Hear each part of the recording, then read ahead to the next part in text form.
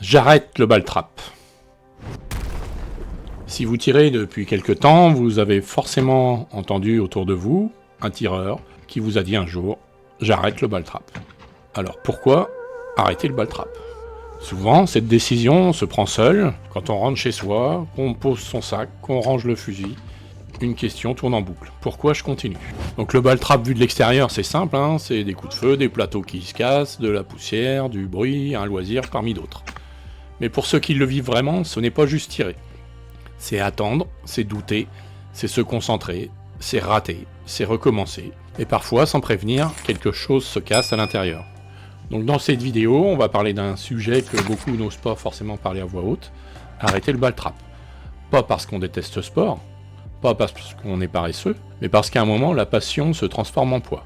Donc on va essayer de voir pourquoi on pense arrêter, pourquoi c'est si difficile d'y arriver. Et surtout, à la fin de la vidéo, on va essayer de trouver des solutions, voir comment éviter d'abandonner quand tout donne envie de poser le fusil, de raccrocher. Donc pourquoi veut-on arrêter le ball trap? Donc le coup, on va dire, grignote souvent la passion. C'est une tendance qu'on lit beaucoup sur les réseaux sociaux en ce moment, le ball trap coûte trop cher. D'ailleurs, on a fait une vidéo à ce sujet qui déchaîne les passions. En effet, au début, quand on commence le ball trap, on ne calcule pas vraiment. Quelques cartouches, quelques séries de plateaux, un déplacement au stand, les semaines passent, les mois aussi. Et à ce moment-là, le ball trap commence à devenir un budget. Les cartouches, les plateaux, la licence, l'essence, l'entretien, les accessoires, quand on peut, quelques cours. Donc chaque séance a un coût. Et un jour, sans s'en rendre compte, on commence vraiment à faire le calcul dans sa tête avant d'aller tirer. On regarde son compte, on regarde ses scores, puis on se demande, est-ce que tout ce que j'investis me revient vraiment? Est-ce que ça vaut le coup? Et souvent, quand la progression ne suit pas l'investissement, donc la frustration s'installe. Chaque plateau raté n'est plus juste un plateau, c'est du temps, c'est de l'argent, c'est de l'énergie, et le plaisir commence à se mélanger avec la pression financière. Un plateau raté est vite converti en euros. Et ainsi, on va faire moins de déplacements, moins de concours, moins d'entraînement, et petit à petit, la passion s'étiole. Une autre raison qui peut nous amener à dire « j'arrête le ball trap », ce sont les mauvais résultats. Le ball trap a une particularité assez cruelle, c'est qu'il n'y a pas d'excuse. Le plateau casse ou il ne casse pas. Et parfois, malgré l'entraînement, malgré la bonne volonté, malgré les conseils, les scores ne montent pas. Et même pire, ils baissent. Donc on commence à se comparer aux autres, à ses anciens résultats, à l'image qu'on a de soi. Chaque série ratée devient une petite attaque contre notre confiance. On se dit, je fais quoi de mal? Pourquoi ça ne passe plus? Est-ce que je suis vraiment fait pour ça? Petit à petit, on ne vient plus pour casser des plateaux, mais pour éviter d'en rater. Et cette différence change tout. Dans le même esprit, on a aussi le sentiment de stagnation qui va nous amener à dire j'arrête le ball trap un jour. En fait, tous les tireurs vivent ça. Au début, tout va vite, on progresse, on comprend, on s'améliore. Puis un jour, il y a une sorte de mur. On va faire les mêmes erreurs, les mêmes sensations, toujours les mêmes scores. On tire encore, et encore, et encore, mais rien ne change. Et là, le mental commence à parler. Peut-être que j'ai atteint mon plafond, peut-être que je n'irai jamais plus loin. Et c'est à ce moment dangereux, parce qu'on ne touche pas seulement à la technique, on touche à l'identité, qu'on va commencer à douter de soi, et on va douter de plus en plus de son tir. Et c'est ainsi que petit à petit, on va commencer à avoir une perte de motivation. Cette motivation ne disparaît pas brutalement, elle s'use. On commence à sauter une séance, puis deux, puis on y va sans envie. On espère presque qu'il pleuve. Bon, le ball trap devient lourd mentalement. Avant une série, on ne pense plus à réussir, on pense à ne pas échouer. Et donc là, à ce moment-là, quand le plaisir s'efface, l'idée d'arrêter devient logique. Donc dans un deuxième temps, on va voir pourquoi il est si difficile d'arrêter le ball trap. Souvent parce qu'on a un attachement à ce sport.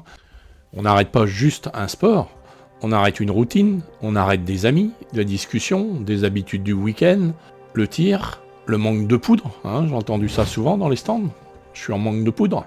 Donc ici, je parle bien de la poudre brûlée des cartouches. Et donc souvent, même quand on est démotivé, quelque chose nous retient. Parce que le ball trap, ce n'est pas seulement tirer, c'est un endroit, c'est une nouvelle famille, c'est des copains, et c'est une passion surtout. Et donc vouloir arrêter, ne serait-ce qu'y penser, commence à devenir un combat mental. Cela ressemble à un abandon, on se dit si j'arrête, j'ai perdu, alors on continue sans envie, on force, mais tirer sans plaisir est parfois pire que de ne pas tirer du tout. Donc le vrai combat vient de l'intérieur, On va voir dans cette troisième partie comment se recentrer au lieu d'arrêter. Donc comment se recentrer plutôt que d'arrêter le ball trap? La première, ce sera de faire une vraie pause. Parfois, la meilleure décision n'est pas d'arrêter, mais de faire une pause, de respirer, sans fusil, sans score, sans pression, sans comparaison. Donc ça relâche le cerveau, et quand on revient, on est plus motivé, on ne revient pas pareil, on a envie de tirer. On tire ainsi plus motivé, sans se poser de questions, et souvent les tireurs sont plus performants après une pause. Une autre solution, c'est de redéfinir ses objectifs. Beaucoup de tireurs se trompent de cible, si on veut dire. Ils veulent donc battre les autres, faire un score, faire un 25, prouver quelque chose, que leur tir est le meilleur. Mais un bon objectif serait plutôt d'améliorer un geste, de retrouver une sensation, d'être propre dans son swing, de corriger telle ou telle erreur, tel plateau. On l'a vu dans d'autres des vidéos que nous avons déjà faites. Essayez de vous trouver des techniques d'entraînement propres à vous et efficaces pour retrouver de la motivation. Dans le même esprit, analyser au lieu de subir vous permettra de comprendre. Donc plutôt que de tirer machinalement, il faut comprendre pourquoi ce plateau est raté. Est-ce que ça vient du regard, du timing, de la posture? Et chaque erreur devient une information et pas quelque chose qui vient nous plomber le moral. Et donc ici, on va aussi avoir besoin de travailler le mental, pas seulement la technique. On va revenir sur nos routines de tir, on va regarder les plateaux les uns après les autres, on va tirer et on va analyser. Et parfois, un point qui est souvent négligé, ce sera de changer d'environnement. Parfois, ce n'est pas le sport qui fatigue, c'est le contexte, c'est l'environnement. Donc c'est toujours bien de changer de pas de tir, de changer de partenaire, de changer de rythme, de tirer à différents endroits pour tirer en dehors de sa zone de confort.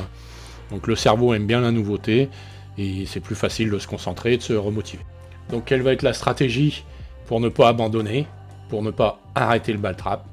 Il va commencer par falloir accepter ces phases un peu creuses, réduire la pression du score, travailler un point précis par séance, se réjouir des micro-victoires, tirer pour le plaisir avant la performance, se souvenir pourquoi on a commencé, et le but n'est pas d'être parfait, le but est de durer et de se faire plaisir.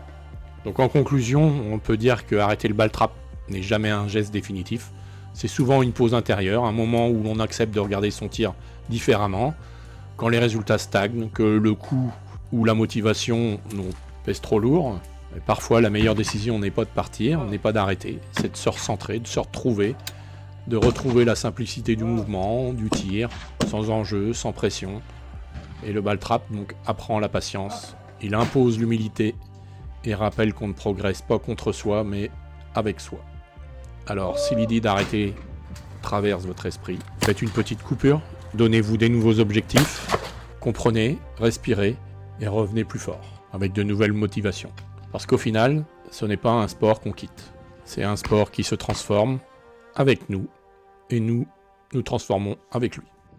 Merci à tous d'être restés jusqu'à la fin de cette vidéo. N'hésitez pas à laisser en commentaire un petit mot pour nous dire si cette idée vous a traversé l'esprit, comment vous l'avez gérée, et comment vous avez rebondi. Merci à tous et à bientôt sur les pas de tir.